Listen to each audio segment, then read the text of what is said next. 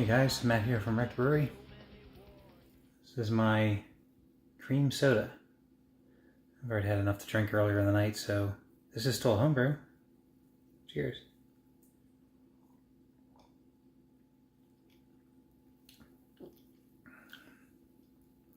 Very nice.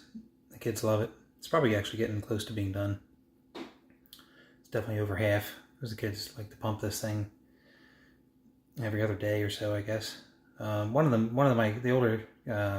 older girl likes it more than the younger one, so I switch back and forth between sodas that they like. And since I don't have a second beer on the tap there you go. Hiccups. So they get one, and I get one. But anyway, I didn't really have anything to post this week, so what I thought I would do is I'm just doing the review of the Inkbird Wi-Fi controller. So I'm going to head and attach that to this video here. That's really it, guys. There's nothing going on this week, so you get to enjoy a quick review. It's like 5 minutes or so long, I think, of the Inkbird controller, which so far I'm loving it. And I've played with it for the first, I don't know, it's been probably 3-4 days I've been messing with the thing, on and off. More so the last day and a half. And I like it. I think out of all the ones that I have had so far from the Inkbird, it's probably one of my favorites. And I think it's just from just the ease of use, the accessibility of the thing. You can control everything from your phone. You can watch it remotely. It's so much easier and just cool to play with. So without further ado, enjoy the review, and I'll see you guys next week. Cheers. So here you go, guys. This is the Inkbird ITC 308 Wi-Fi edition. It's the book that it comes with. And just a quick review. I just have it kind of attached here to my fermentation chamber. I have it set to 70. It is 70. And it comes with a couple of leads here. It's got this nicely labeled cooling and heating side. The AC adapters here for AC plugs here for you to plug in your various devices. So obviously in my case the cooling is going to this chamber. It's just a stand-up refrigerator, and the heating side I have going to the space heater that's sitting in there. And I have a couple other probes just kind of dangling in there from all the other temperature controllers I've been kind of messing with. All Inkbird, all very top-notch equipment. So this time we're trying this one. And right now I just have the probe going into a just glass of water. This way it has got more of a stable temperature. So I'll just show you the menu on this. So you can see the lights that are on there. The top left is the signal showing that it's turned on to the Wi-Fi. When you're calibrating this thing for the Wi-Fi, it's going to blink. It'll do like a fast blink if you're going to attach it through your phone. There's a slow blink to go through the router directly. So I did it through the phone, and I'll show you that in a separate video clip because it's on this phone. I'll grab my wife's phone so you can see that. But basically, just to go through the menu here, you just hold down the set button, and you'll get to see the different settings here. So this is the temperature that you want to set it to. So in this case, I have it set to 70. This is the heating difference, so I have it set to 1 degree, so if the temperature changes more than a degree, then it will kick in the heating side. Same thing here is for this cooling. I have it also set for a degree, because as you know, when we're fermenting our beer, we want it to be very consistent temperatures. So this will be 1 degree on either direction. It'll kick in the heater or the refrigerator. This is an alarm for the high side. I have it set to 80. I was just kind of messing with the alarm. Here's the alarm for the low side. So if it drops below this amount, then it will alarm. And PT is the compressor time. So I have it set to 3. That stands for 3 minutes. So this way, if it has a quick temperature change, you don't have to worry about your temperature, your refrigerator or your heater, motors burning out by going on and off all the time. This says I have it set to a 3-minute lockout, so it won't immediately switch on and off those devices. It'll wait 3 minutes. And this is just a calibration, which I don't need. So if you had to offset your temperature, you can do that. And then I have it set to Fahrenheit. You can also set it to Celsius. So very simple menu. Let's just mess with this a little bit so you can see how it works. So we're going to set this down to 65. Obviously, it's going to take a while to get there. So I'm just showing you just to get the compressor to turn on. So we'll go ahead and we'll hold down the set button to get back out of the menu. And there we go. You can see that the refrigerator's on. Now, because I have the temperature probe in a glass of water, it's more of a stable, gradual change in the temperature. So this thing's not going to quickly go down to 65 as I have it set. This is just to show you that this will go on. Now, if I were to go in here and set this again, let's go ahead and change it the other direction. We'll go ahead and move it up. Oops. Okay, let's say we want to go up to 72, let's just say. Alright, get out of the menu. And there we go. Now you can see that the heater is turned on. Now, because that 3-minute timer is on, if I were to go and mess with this temperature again, it's going to wait 3 minutes. It's not going to kick that refrigerator back on right away. But this is just so you can kind of get an idea. Now, the alarm, it's kind of a neat feature as well. So let's just go ahead and, we obviously know that this thing is already set to 70, but let's just say that we wanted if it's going to be on the high side, let's just say, if it hits 68, it's going to complain. So we know that it's probably going to, because it should be already above that because it's close to 70. So there you go. That's what the alarm would sound like. And you can just hit a button to kind of silence it.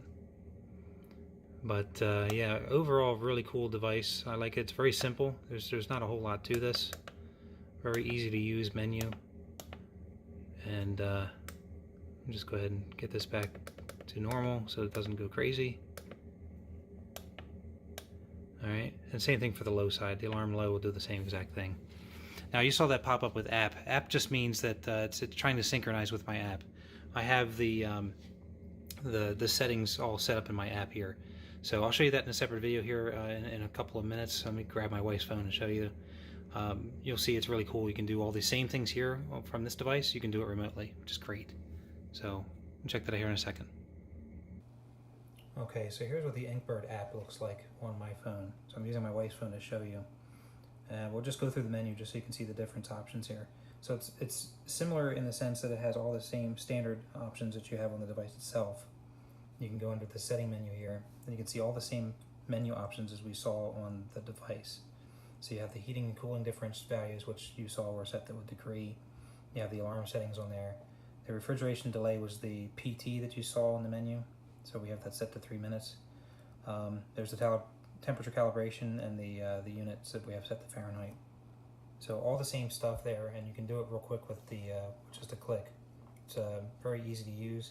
In fact, I kind of prefer to use this versus using the device itself, because you can just go through the menu, set it the way you want it, and hit save, and it's done. Now, as you saw on the wall, it is set to 70 down here, and this is where you can change it. So, let's say we wanted to change this to 65.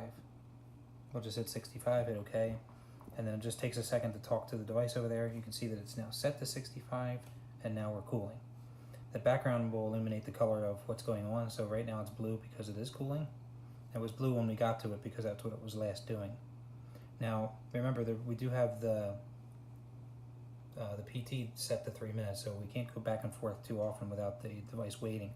But at least for the purposes of this video, we can still switch over to heating because it hasn't kicked on the heater yet. So we'll change this over to, let's say, we want it to be 75. And you'll see what happens here. It changes over to heating. So it's going to keep heating until it hits that and it'll shut off. Now, just like you saw on in the other room with the alarm, we can set the alarms here as well. So let's just say we want the high to be 70 like it was before. Let's just say 69 just to make sure it goes on, right? What's neat about this, I don't know if you can hear it in the other room. You can hear the alarm beeping over there, and it actually will give you a notification right on your phone, so you know it right away, and it's telling you here that it's hitting the alarm high. So very, very cool. We'll go ahead and put that back to what I had it at, so it doesn't keep going off.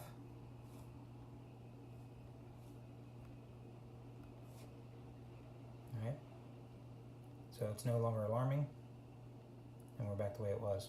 The other thing you can do with this is it has an edit option on it. You can see the details of the device. You can give it a name if you want, that way on your router you know what it is. You can give it a location so you can pinpoint where it is. I mean, I know it's in my garage, so I don't really need that. You can check the network settings and whatnot. You can also share it with somebody, which is kind of cool. Now, this app assumes that you have multiple devices. I mean, you can set it up for multiple devices.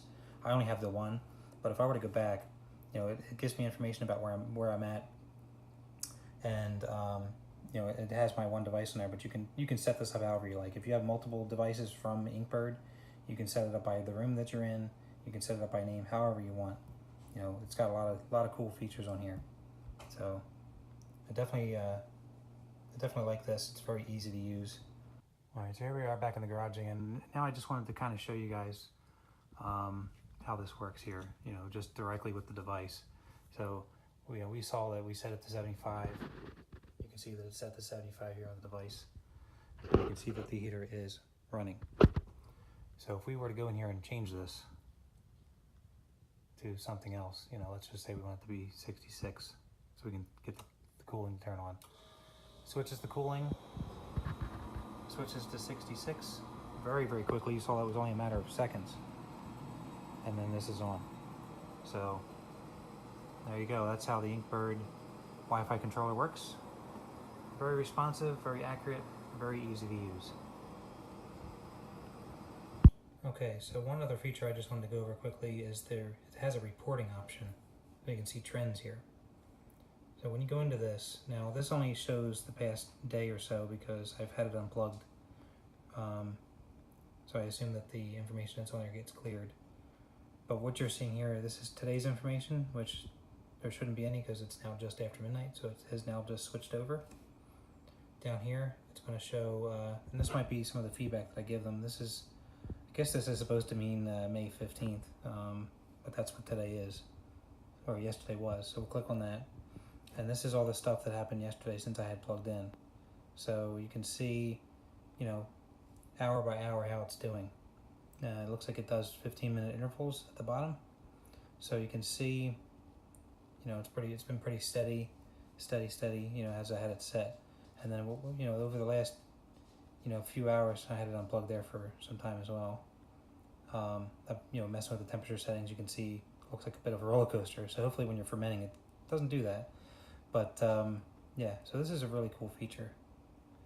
And you can see if there was any changes in their temperature over time.